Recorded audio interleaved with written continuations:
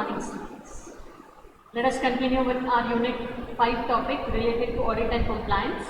And the subtopic we are going to consider today is GRC, that is Governance, Risk and Compliance. So this basically GRC is a process in which the company tries to identify the different risks and security issues in the organization processes and tries to improve on them by finding the gaps. So these gaps will help in improving the different processes, and then there is a system for continuous process. So let us see more about this in the forthcoming sessions. First, let us see the outline. So first we will study about the introduction to GRC. Then we will see about the programmatic approach to the different compliance processes that are need to be followed. Then let us see about the key components that are required for the GRC. And then let us see the benefits of GRC, followed by certain assignments which are very important from GQ exam point of view. One of the questions have been asked from this topic, that is what is GRC, and explain. Let us see about it. So GRC basically, as I said, is an acronym for Governance, Risk and Compliance. So CSP basically uses GRC that has been adopted by a number of leading traditional outsourced service providers and CSPs. So this GRC concept has been accepted since long, and it is also accepted by these specifically leading traditional outsourced service providers and the cloud service providers. So this GRC basically recognizes the compliance and is not a point in time activity, but it is an ongoing process basically. Right from the start till the processes are on, till the company kind of closes. So this is an ongoing process, and as I said, it is not a point in time activity but an ongoing process, and that requires a formal compliance program. So we have seen about compliance in the last class. Compliance refers to the laws, whether the company is abiding by the laws or no. Now this is basically a programmatic approach to compliance.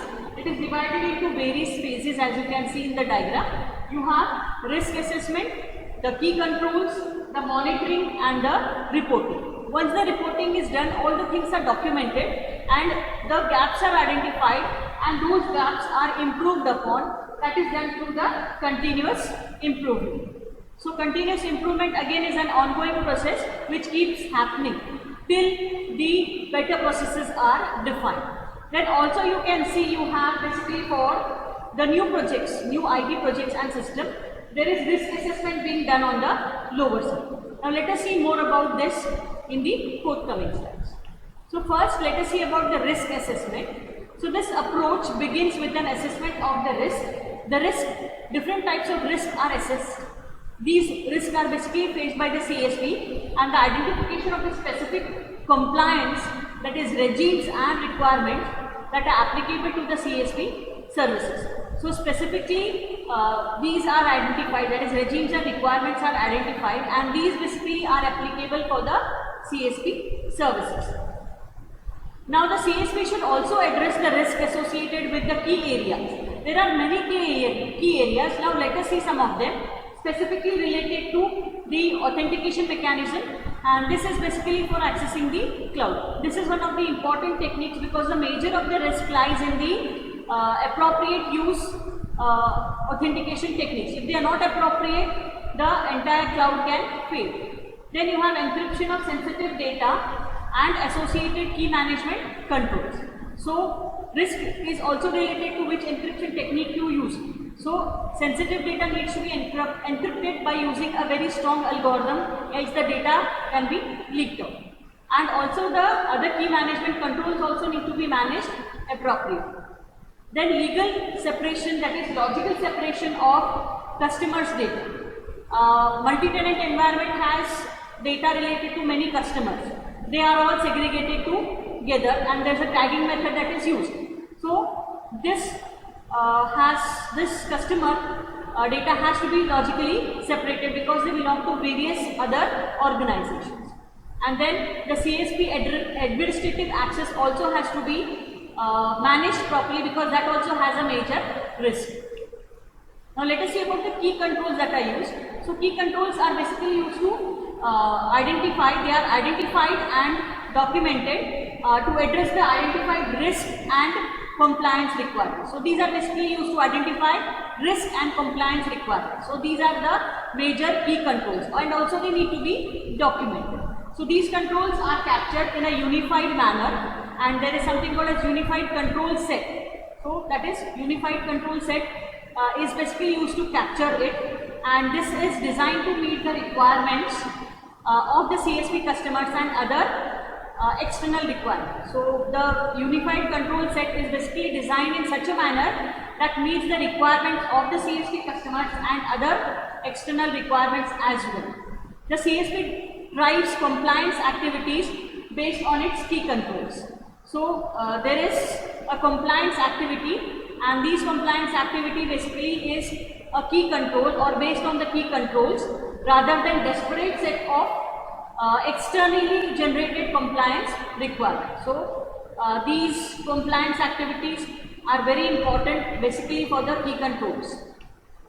Now let us see the monitoring. This monitoring and testing process are basically defined and executed on an ongoing basis for key control. It is not a one-time activity, it is an ongoing process which keeps on happening throughout the cycle. So gaps are basically identified, and these gaps are requiring the remediation which are identified with remediation process track. So progress track. So remediation progress track helps in identifying the remediations. And then the result of the ongoing monitoring activities may also be used to support any required external audits.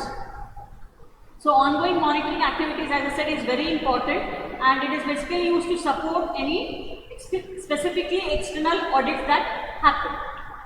Then reporting is also one of the major important phases through which major reports are made and given to the different processes. So metrics and key performance indicators, which are termed as KPIs, are defined and reported on an ongoing basis. So the metrics and the KPIs are basically defined and they are reported on an ongoing basis. So reports of the control effectiveness and trending are made available to the CSP management and external customers as appropriate. So control effectiveness and trending, these are made available specifically with respect to report point of view, and these are made available to the CSP and external customers as and when needed. Then continuous improvement, this again is not a single activity, it is an ongoing activity. The management improves its control over time. Everybody has to know, or every organization has to know, there is a scope of improvement, and of course it is going to be a continuous activity.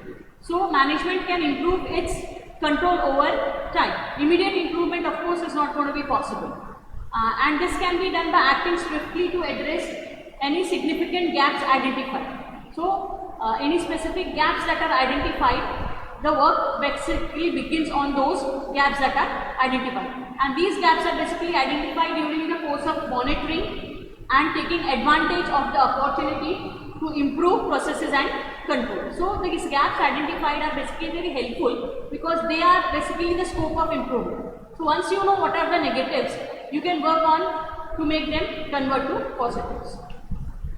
So now let us see the key points specifically when new projects come up. So the risk assessment with the new IT projects and system, basically the CSP performs a risk assessment as a new IT project, system and services are developed. So whenever a new project is to be developed, the risk assessment regarding that also needs to be done. So and the services are developed basically to identify the new risks and the requirements that are basically going to focus on the new project. And these are basically used to assess the impact of the CSP's current records, current controls, and to determine whether the additional or modified controls and monitoring processes are needed. As and when a new project comes up, as I said, the risk assessment needs to be done, and also you need to check whether the existing system is going to work or it needs whether any extra additional or modified controls are needed, and is the appropriate monitoring going to happen, or monitoring process is really needed, actually it is really needed. Now risk assessment with respect to new IT projects and systems. In this case also the CSP performs an assessment when considering entry into a new industry or market, whenever they want to focus on something new products, or maybe they want to enter a new industry, that time also they need to assess the risk, because it's going to be a new project, and or they are going to basically take major new clients with unique control requirements. So at times taking new clients with specific requirements is also a new project. So that could also have major risk, because every customer needs to be satisfied who is linked to the CSP.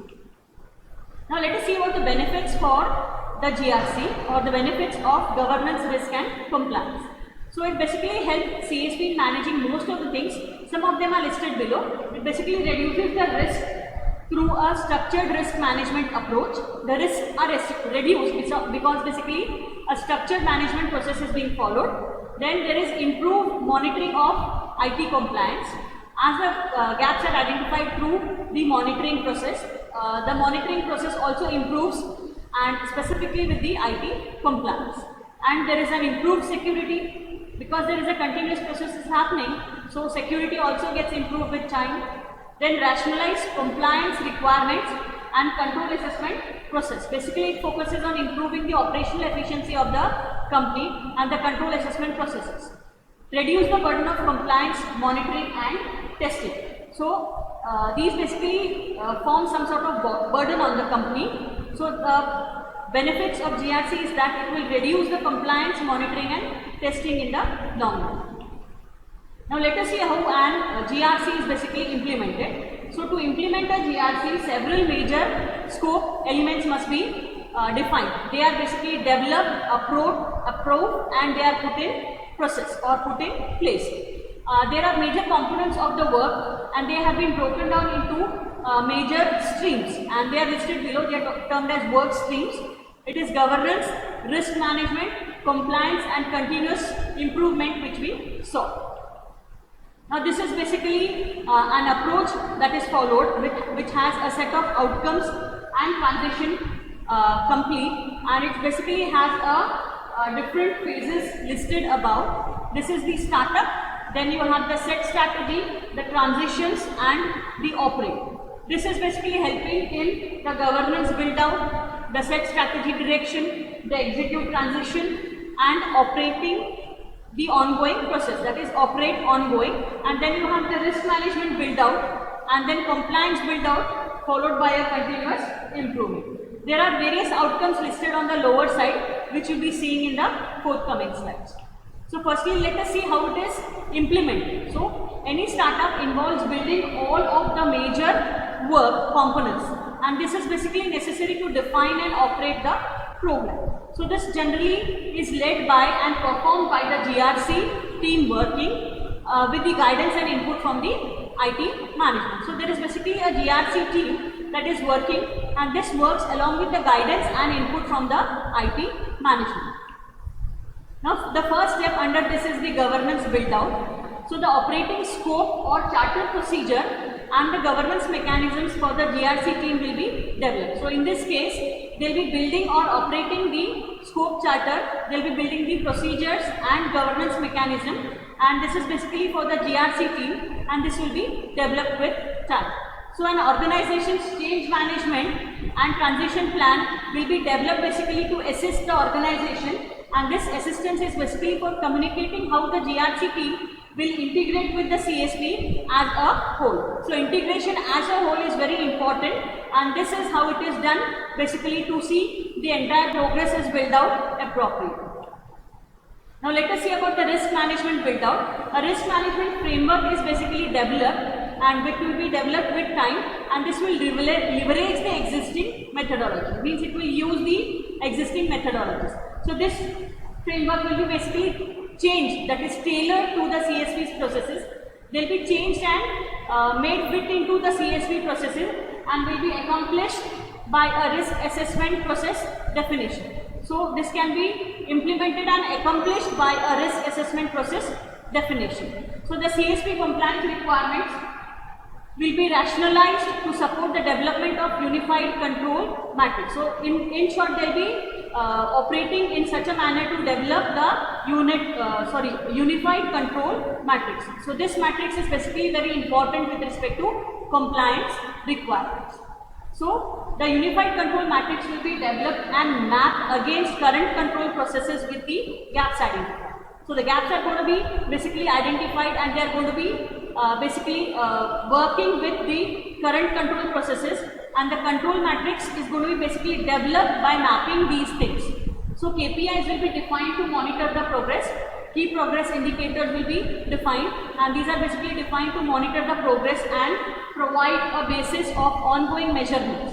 So the ongoing measurements are going to be basically identified. That is why it is termed as key progress indicators, right? So this will identify the major progresses that are happening, and that is the ongoing measurements and project management office dashboards are reported. So they are reported basically on the office dashboards.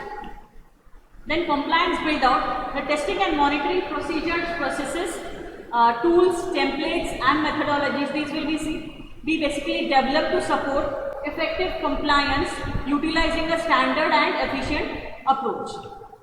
Now continuous improvement, as I said, it's not a single activity, it is an ongoing activity. That is why the term is specified as continuous, and this will be developed, risk rated and prioritized. Then the set strategy, basically a strategy is set. So this is basically a phase which will encompass the GRC team presenting the program as a whole to the GRC oversight group and acquiring consensus and approval for the program strategy and approach. So once the goals are basically set, the group is basically set, they need to acquire the consensus, that is the agreement of the entire group and the approval basically for the program strategy and the approach that has been set. Now there is going to be a transition phase. This will basically comprise of a short period of communicating the new GRC roles and introducing resources and activities to the broader organization. So the broader organization will basically get an introduction to the resources and activities, and this transition phase again is very important, and it will be used for communicating the new GRC roles. Now operate, this basically phase is when the ongoing services are made operational. They are going to be put into practice, that means operational, and the program executes its charter, strategy and approach as defined. So these are defined initially, and the execution of the program happens as per the definition and approved in the previous phases. These are some of the questions for today's topic we covered. So just have a look at it, and the last question, question 4, which is asked in the large GQ exam paper, that is discuss governance, risk and compliance in detail. So all what we have covered today can be explained for these 7 marks. If you have any query, you can contact me at the specified email ID. We are done for today. Thank you.